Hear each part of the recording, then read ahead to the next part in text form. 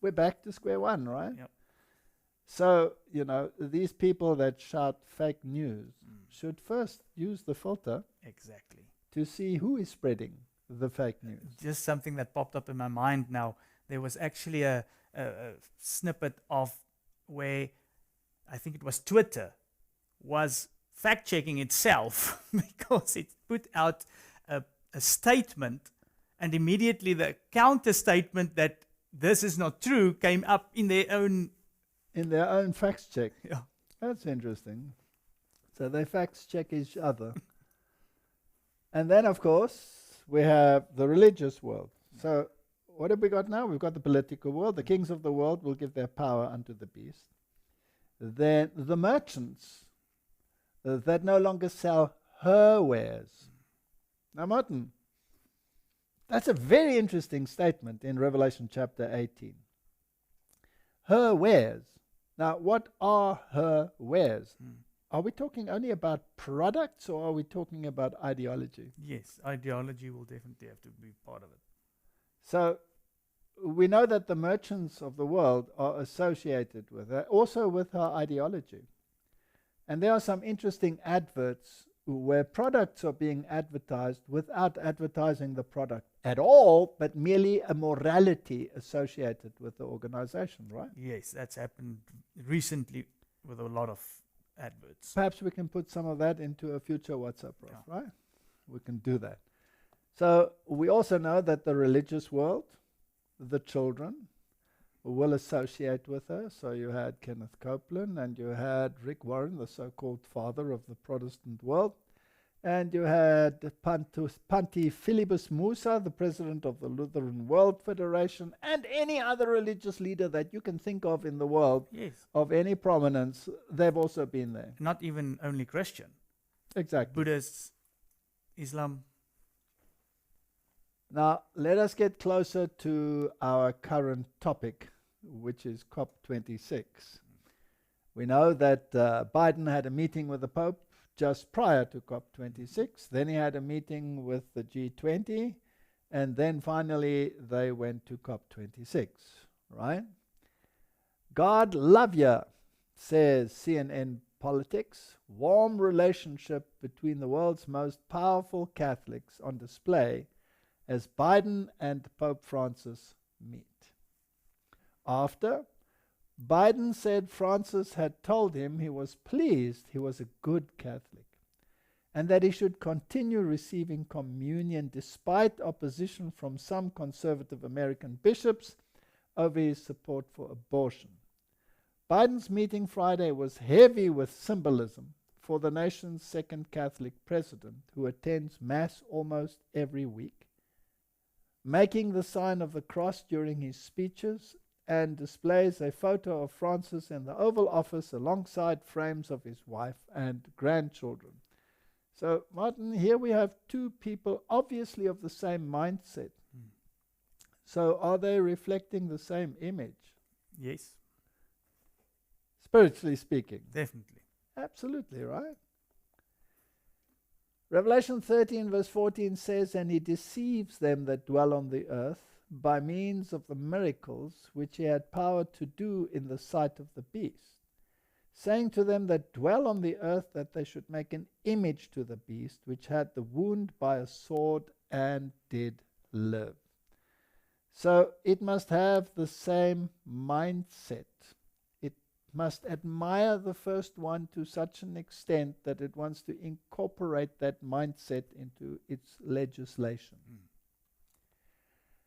And he had power to give life unto the image of the beast, that the image of the beast should both speak and cause as many as would not worship the image of the beast, that they should be killed. Now, how does a political system, which is a beast, speak and cause? Through legislation. Yeah. It's the only way. So you either shape up or you ship out, right? Mm-hmm. You either come into harmony with this mindset or there is no place for you. Correct. And they will, obviously, that's why we're going to talk about it use certain means that can incorporate all of humanity. Correct. Now, if you are well known through your dogmas, for example, to be opposed to the very basics of this beast power, then you should be a special target, right? Mhm. And the dragon was wroth with the woman and went to make war Yes. with the remnant of her seed, they that keep the commandments of God. Yes. So, Martin, before COP26 actually took place, there was this visit by Biden. There was also the visit by religious leaders. The political leaders were there.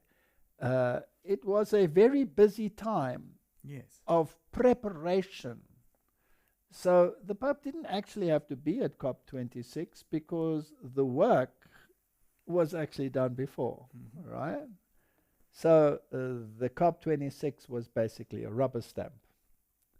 Let's have a look at some of the meetings that took place there. The Pope met with politicians from different countries who were in Rome to prepare for the upcoming climate change conference in Glasgow. United States Speaker of the House Nancy Pelosi and President of the Italian Chamber of Deputies Roberto Fico were present. È una profonda emozione per tutti noi, rappresentanti dei parlamenti di oltre 70 paesi, poterla incontrare ed ascoltarla oggi. Pope Francis said that overcoming the climate crisis requires a shift in attitude, beginning with global leaders. È una sfida impegnativa e complessa, ma l'umanità ha i mezzi per affrontare questa trasformazione che richiede una vera e propria conversione interiore e la ferma volontà di intraprenderla. Lo richiede in particolare a quanti sono chiamati a incarichi di grande responsabilità nei diversi ambiti della società. He also asked for more solidarity among countries to address climate change together. Siamo di fronte infatti a un'importante sfida educativa, perché ogni cambiamento ha bisogno di un cammino educativo per far maturare una nuova solidarietà universale e una società più accogliente. The Pope will not travel to Glasgow for COP26, but he has been actively promoting the upcoming climate conference, which will begin on October 31st, asking participants to reach concrete and ambitious agreements. Well, we can see who the main person there is, right? The one sitting in front dressed in white. It's interesting that you can see the Swiss Guard standing in the back there, the symbol of his protection by the Swiss. And it's interesting, Martin, that the Swiss government has now opened its embassy in the Vatican as well, whereas before it worked through a subsidiary. So it seems as if the nations are rapidly coming on board, right? And this is before COP26, a very good preparation. We could also show the videos on the religious meetings and the signing of the religious accord in preparation for COP26. And then Time magazine gave it an interesting title, The Last Call. Sounds almost like the last invitation to humanity, right? Maybe it can be, maybe it can be followed with a loud cry from the other side. Correct. And then there were two chairs that were noteworthily empty, namely the Chinese delegation and the Russian delegation. There must always be some form of conflict. It mustn't appear too cut and dried. But all of those individuals were with the Vatican before anyway, so really is this reality or is this cloak and dagger stuff? And they had a cutout of the Queen because she was too ill to attend, but she was there in a virtual capacity. I think they could have done better and put her there in a hologram. But the Pope himself too, he also was absent, but he'd done his work already. Exactly. So it's a very interesting picture. And it's also very interesting that the front row here in the center is occupied by the one that represents the second beast of Revelation. And of course, the news is always very interesting when it comes to these things, but you'll only see what happens on the surface. You'll never see what happens underneath. For that, you have to dig a little deeper. And here's a news broadcast from Sky News, Australia. And they are really quite blunt sometimes, so let them say it rather than us, right? OK, let's have a bit of a look at what's going on in Glasgow, hey? As I said, China, Russia and India have snubbed it effectively. They've played the rest of the world for suckers, I guess.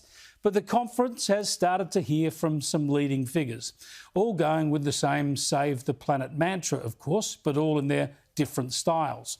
Let's start with some dignity. The Queen sent a video message urging the leaders to get the job done for future generations. I, for one, hope that this conference will be one of those rare occasions where everyone will have the chance to rise above the politics of the moment and achieve true statesmanship. Fat chance, ma'am, fat chance. For instance, your gibbering fool of a son, your heir apparent, he gave an address that might have come from Fidel Castro. We know this will take trillions, not billions of dollars. We also know that countries, many of whom are burdened by growing levels of debt, simply cannot afford to go green. Here we need a vast military-style campaign to marshal the strength of the global private sector. That was Comrade Charles. Prince Charles. Despite all this radical talk of upending global economics, politics, business and trade, it wasn't enough for perhaps the youngest but biggest name in Glasgow, Greta Thunberg. Change is not going to come from inside there. That is not leadership. This is leadership. This is what leadership looks like. We say no more blah, blah, blah. No more exploitation of people and nature and the planet. No more exploitation. No more blah, blah, blah. No more whatever the they're doing inside there. Yeah, but these climate conferences are so surreal that the rhetorical flourishes of the teenage radical activists found their way into the arguments of the conference host, Boris Johnson. He pointed out to all the commitments made in the previous conferences leading up to Glasgow. And all those promises will be nothing but blah, blah, blah, to coin a phrase. And the anger and the impatience of the world will be uncontainable unless we make this COP26 in Glasgow the moment when we get real about climate change.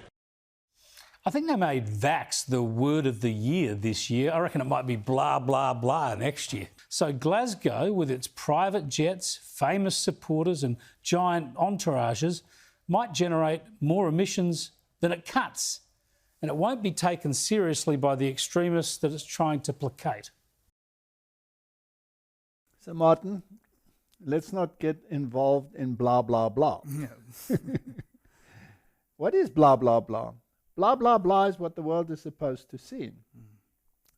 What happens behind the scenes is more interesting than blah, blah, blah. And we don't have to add to the comments of Sky News. I think they did a fair enough job.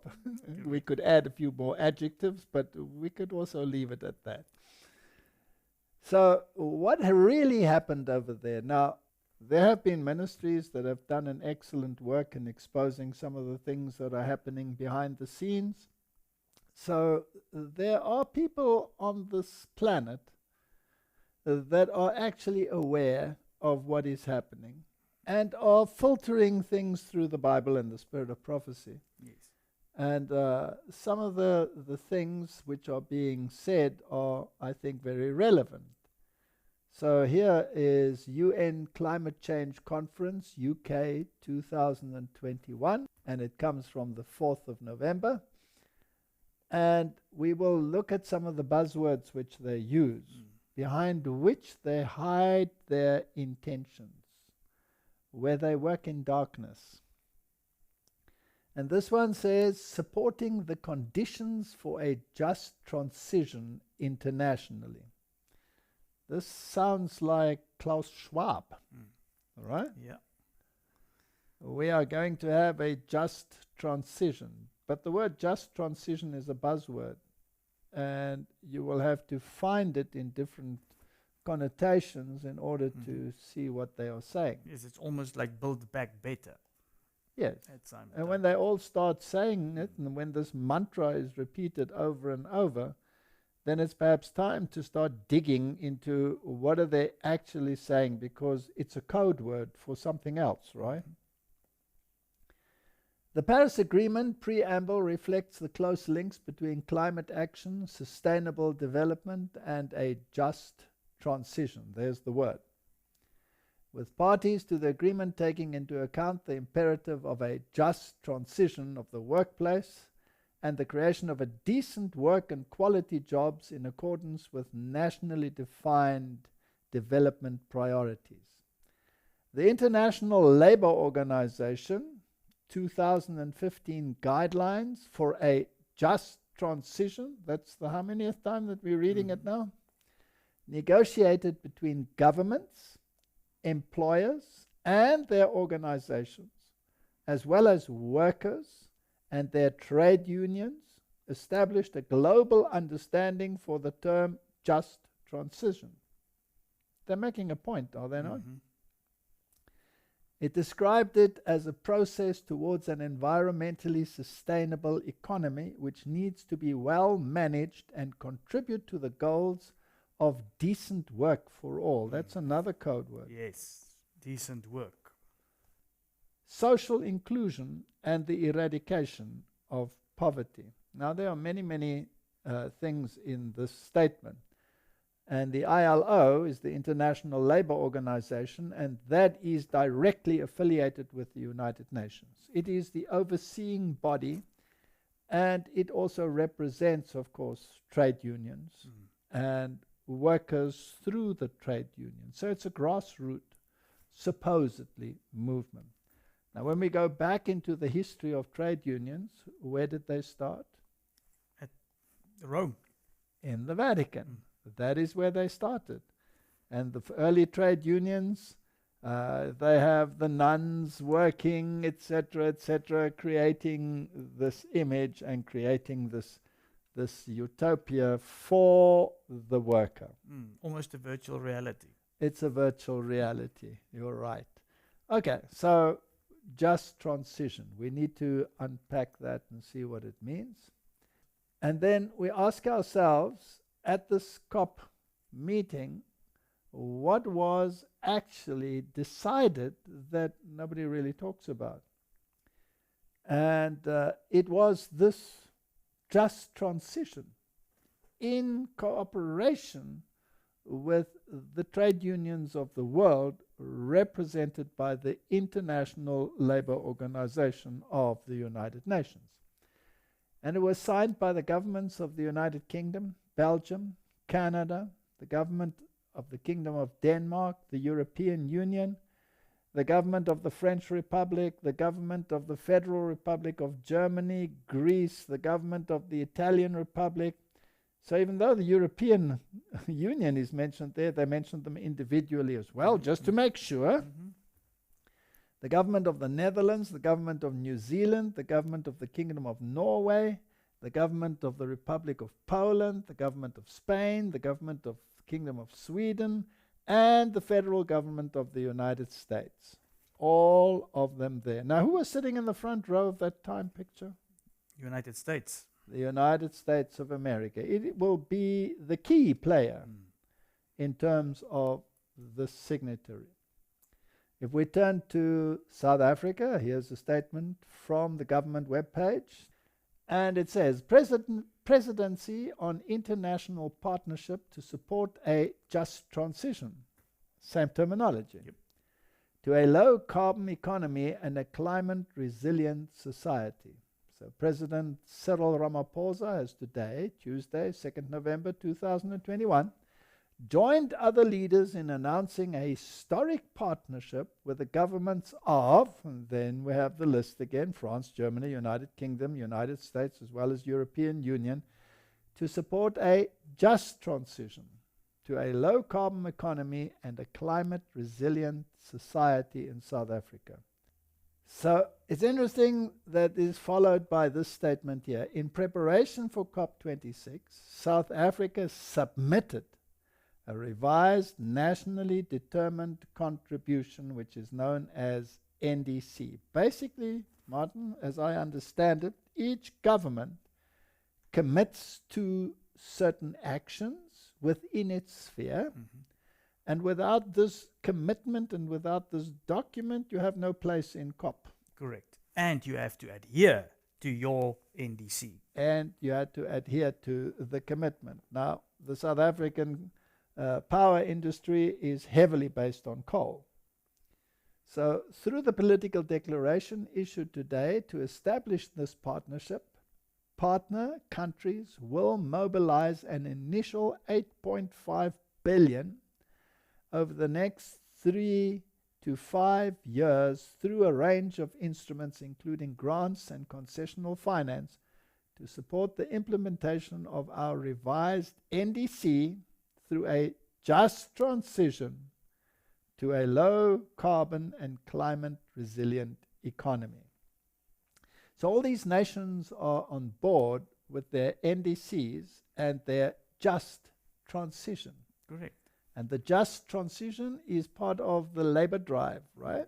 And it's very important that we understand that, and that COP26 signed this documentation. And now what's interesting is if you take South Africa, these other partners, because we are not financially strong enough to do it on our own, they make sure that there will be enough to get this whole movement implemented. But let's just get some outcome from this. This sounds so nice and so rosy.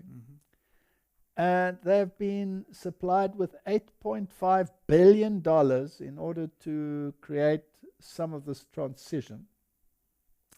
Now, what happens to all the privately owned companies that deal in the previous technology? What will happen to them? They'll have to go. Okay, so where will this 8.5 billion be distributed to? To these private companies, or will it be into organizations that are well established within the sphere of power? So basically what we can see here is that there is a lot of money going into it, but that money is going in a particular direction and will basically get rid of the middle class and private enterprise. So in order to understand how the ramifications work, we have to understand government and labor working together to implement the image of the beast, right? Of course, religion as well. So there must be something that labor wants, and there must be something that religion wants, and then there must be something that is absolutely in harmony with what the beast wants. Yes. Correct? Yeah. Otherwise, it doesn't make any sense. So let's see what Biden had to say about the International Labour Organization. Hi, everyone. I want to thank the International Labor Organization for everything you do. Just as it did when this organization was founded a century ago. Democracy faces another test now. The autocrats of the world believe democracy can't compete in the 21st century. They became emboldened, and now they're coming after the rights of workers and the international labor standards that have long identified the ILO. They're betting we can't come through for working people, but they're wrong. All right, let's unpack that a little bit, Martin. So is he on board with the International Labour Organization? Yep, he's definitely. Absolutely, right? Now, and he's linking it to democracy. Democracy is where the people apparently have a choice to make. But who's making the choice here? The International Labour Organization, right? Is that democracy? No. Or is that implied democracy? Yes, because they do it on behalf of the people, but they do as they see fit. Correct. And what they see fit is what has been impressed upon them by a higher power before. Yes. So we have to see that connection. So this is no longer democracy, Martin. This is coercion of the highest level. It's actually brilliant because it's coercion without you knowing it's coercion. Correct. Under the umbrella of something else. It's like, I'll tell you what's best for you. Correct. So now let's just make sure. We have to get these connections. Here's the Vatican News, Pope to the ILO. Urgent need for economic reform and protection of all workers. So here you can see the Pope there on the screen and standing in the front there in a meeting with all the hard hats representing the man in the street, the laborer. That's why it's democracy. But the organization is ruled and run by figures that is anything but democracy. So marking 109 years since the founding of the International Labour Organization, Pope Francis sends a video message in which he stresses the importance of the rights of workers. Each worker in each form of work, especially as we come out of this COVID-19 pandemic in hope of economic recovery. The rights of workers. Now, under the rights of workers, we must never forget that even in Rerum Novarum, which is the main document which deals with the workers' right, the right to Sunday rest is a paramount important aspect. Yes. He went on to add that the protection of workers and the most vulnerable must be ensured through the respect of their fundamental rights, including the right to organize in unions. That is, explained the Pope, organizing in unions is a right. Spirit of prophecy tells us it is one of the means to bring about a time of trouble such as never was. Yes. It is the conviction of the Holy See that work and therefore workers can count on guarantees, support and empowerment if they are protected from the game of deregulation, said the Pope. Legal norms must be geared towards employment growth, decent work, and the right and duties of the human person, he added. Now this decent work is another code. Mm-hmm. So everything is hidden in code. Yes, we have to find and unpack what do they mean with decent work. So you have a just transition, you have a decent work, and you have an organization which pays lip service to Rerum Novarum. Exactly. To the Pope, to his encyclicals. So let's have a look at the International Labour Organization's own webpage. Guidelines for a just transition towards environmentally sustainable economies and societies for all. Again, you have the buzzwords, just transition. And it's also interesting just to note how they bring all of this together. You've got religion in here, you've got climate change in here. The whole swarm of things are bundled together. Now, why do they do that? Because you need distraction. Exactly. If it were so clear cut, then maybe God's people could wake up. Mm-hmm. But if you do it this way, they can keep on snoring, right? So what is their vision? The 4 pillars of the decent work agenda, there's the buzzword. Social dialogue, social protection, right at work and employment are indispensable building blocks for its sustainable development. And Prince Charles, of course, is the ultimate sustainable prince and must be at the center of policies for strong, sustainable and inclusive growth and development. Let's look at decent work. Poverty eradication, environmental sustainability are 3 of the defining challenges of the 21st century. Economies must be productive to meet the needs of the world's growing population. Societies must be inclusive, providing opportunities for decent work for all, reducing inequalities, and effectively eliminating poverty. It's all couched in very nice buzzwords, right? Yes.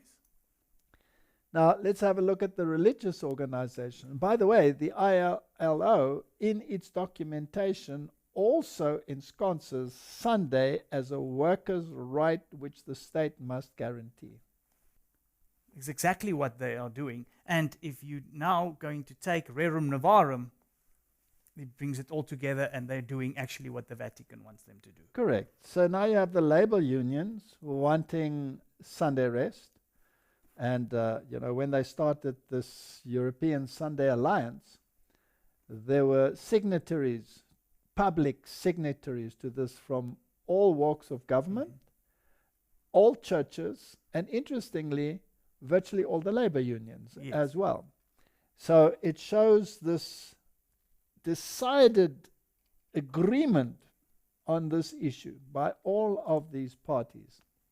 So the European Sunday Alliance, Conference on a Work-Free Sunday and Decent Work, they work together. So you have labor and you have religion asking for exactly the same thing. And this is giving a definition to decent work. Let's have a look. The pledge states that a work-free Sunday and decent working hours are of paramount importance for citizens and workers throughout Europe and are not necessarily in conflict with economic competitiveness, especially in the present time of socio-economic crisis. The adoption of legislation extending working hours to late evenings, nights, bank holidays, and Sundays has direct consequences for the working conditions of employees and for small and medium-sized enterprises. Competitiveness needs innovation, innovation needs creativity, and creativity needs recreation. So decent work implies Sunday keeping. That's it, in a nutshell. So basically, when the governments at COP26 signed this agreement with the International Labour Organization, they were signing an agreement for the implementation of Sunday legislation. If you want to put it bluntly, that's exactly what they happened, did. Yes. But it's in darkness. Exactly. You can't see it. All right, Martin, so let's just tie labor and government together. Here is Marty Welch speaking, and he is the Secretary of Labor. And you have Joe Biden. So let's have a look at what they have to say. We were just back in the green room, and the president was talking to President Schuler and Jocelyn, and he said, "This is labor's house." And how often do you hear that?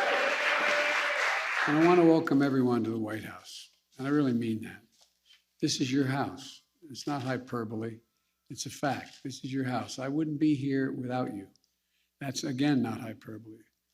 In my White House, you'll always be welcome. Always be welcome. Labor will always be welcome. You know, you've heard me say many times, I intend to be the most pro-union president, leading the most pro-union administration in American history. But I think one of the reasons I'm able to do that is the public is changing too. You've changed the public. You've educated them a lot. And every day we remember that America wasn't built by Wall Street. They're not all bad folks on Wall Street. I'm not suggesting that. But they didn't build America. It was built by the middle class.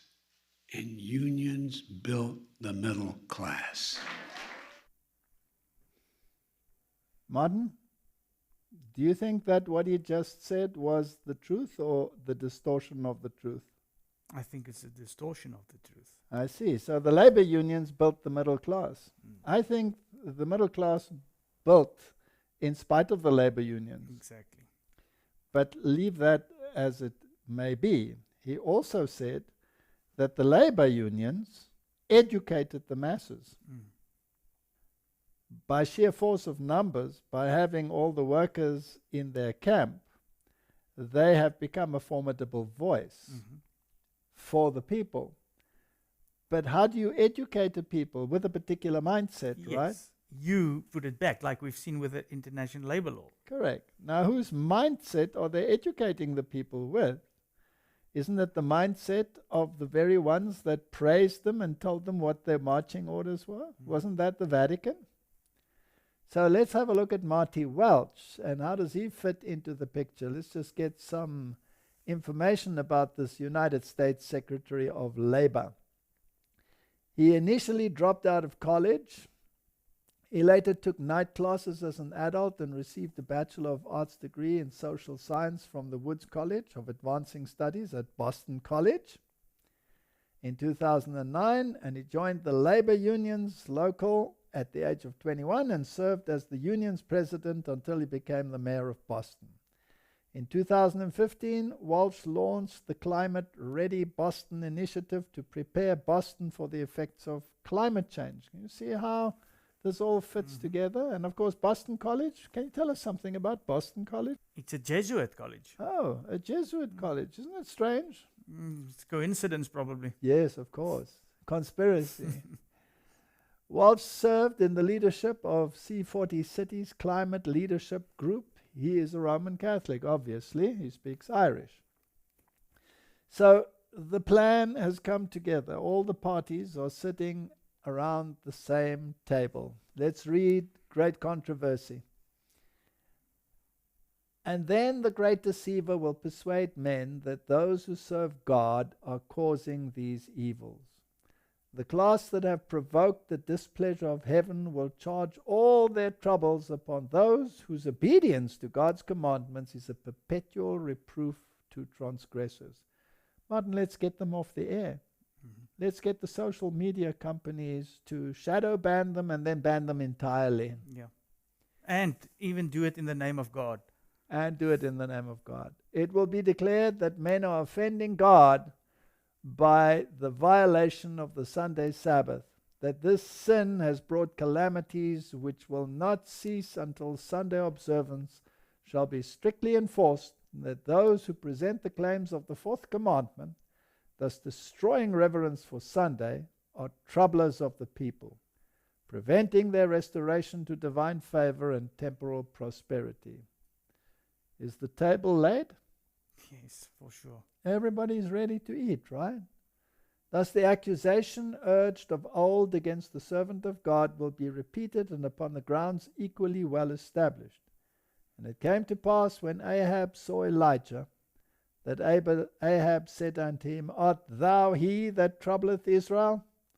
And he answered, I have not troubled Israel, but thou and thy father's house, in that ye have forsaken the commandments of the Lord, and has followed Balaam. As the wrath of the people shall be excited by false charges, they will pursue a course towards God's ambassadors very similar to that which apostate Israel pursued towards Elijah. Who was Ahab married to? Jezebel. And Jezebel serves as a type? Of Roman Catholicism. Exactly. Because you read in the Middle Church, Thyatira, that there was a Jezebel there, and that she dealt with the colors purple and crimson, That's it, yes. which are the colors of Rome. So, in other words, the modern Ahab, the leaders of the world, including Joe Biden, are in bed with Jezebel. And Jezebel led people into sun worship. You tolerate that woman who led her into sun worship. Now, Sunday is a very integral part of sun worship. And the venerable day of the sun, it was called. So, Martin, this is a direct attack upon the authority of God.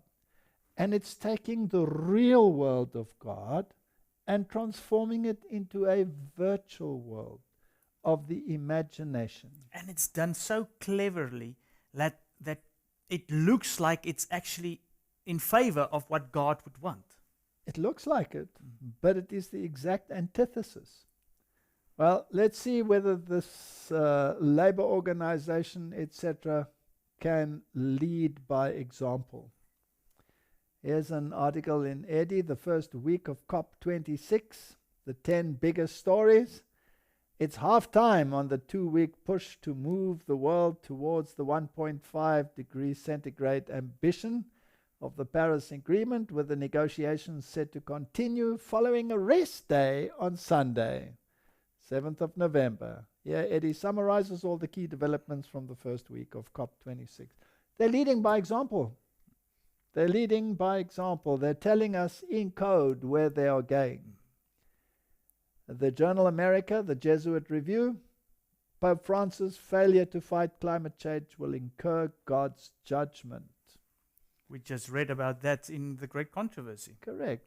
And if you fail to acknowledge his directives and his rerum novarum, then, Martin, you will incur another God's judgment, which happens to be him, right? Yes. And they will cause as many as will not worship the beast to be killed. World leaders are running out of time and must address the challenges of climate change before it's too late, Pope Francis said. Time is running out. This occasion must not be wasted. You know what? I'm so glad time is running out.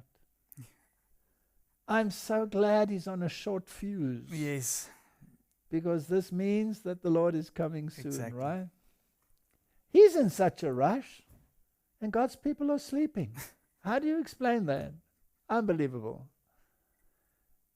This occasion must not be wasted, lest we have to face God's judgment for our failure to be faithful stewards of the world He has entrusted to our care. He wrote, at the summit, the United States and China announced November 10 that a joint agreement was signed between the two countries in an effort to lower greenhouse gas emissions. Now, this is very interesting, because China was absent. Exactly. But it's in the bag. It's just for appearances. It must be a diversion tactic. Yeah. They must be looking in different directions so that you do not see what is happening in darkness. God forbid that God's people should wake up. This would be the greatest calamity for the papacy. He wants everything in the bag before the loud cry. He thanked Catholics in Scotland for joining him in prayer for the conference, which is meant to address one of the great moral issues of our time, the preservation of God's creation, given to us as a garden to be cultivated and as a common home for our human family. And he's already told us in Laudato Si what that moral issue is. We must keep Sunday. The labor unions have said it, the churches are saying it, the papacy is saying it, and Biden is praising the labor unions.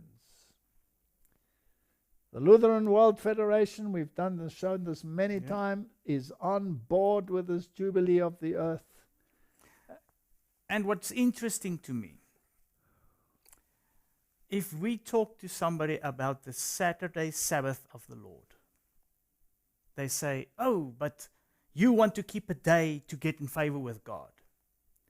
But they seem to forget that now that they want to implement, and there has been laws, blue laws on books of every country almost in the world, then it wasn't a problem to have laws for God's Sunday to be kept. Correct. As long as it's their law and not God's law. Now, another interesting side issue is this report in the Jerusalem Post that Michael Flynn calls for U.S. to have only one religion. That's very interesting, right? Do you think that one religion would then be a minority religion or a majority religion? A majority. Must be, right? Yep. If we're going to have one nation under God, which we must, we have to have one religion, Flynn said Saturday at a rally in Texas for Reawakening America. A Christian-themed speaking tour backed by the Christian news network America Faith. One nation under God and one religion under God. Now, Martin, that sounds to me like making Christianity in its broad sense. And the religion. And now if you have to think, this is the Christian rally going on, and they calling for this one religion, so obviously it will have to be the Christian religion. And what day do they upheld? Sunday. Sunday. So that's just what I want to emphasize for what I mentioned earlier. It's not a problem for them to emphasize Sunday keeping. Correct. But let's downplay Saturday and the Sabbath. And just you mention Saturday, then you are a legalist. And the Pope has already opined that what binds Christians together is that they all keep Sunday. But of course he neglects those that don't, right? Yeah. So basically, Martin, what we are seeing here is a pronged attack from all of these organizations, and hidden in their terminology, you have Sunday legislation ensconced. And the axiom, all roads lead to Rome, is as verily truth as it has always been. And we are living in the very tippy toes of Earth's history. And we need to discuss, Martin, how we're going to deal with what is going to come upon us with blinding force. So perhaps in our next ones, we can look at some practical issues, how to survive in a time like this. And we can look at summaries of the flow of events so that we can be grounded and firm and understand what the Word of God is telling us about the times that we are living in. And rather than using this for fear-mongering, let us rather say, lift up your heads, because you know that your redemption draweth nigh. Amen. Let's pray.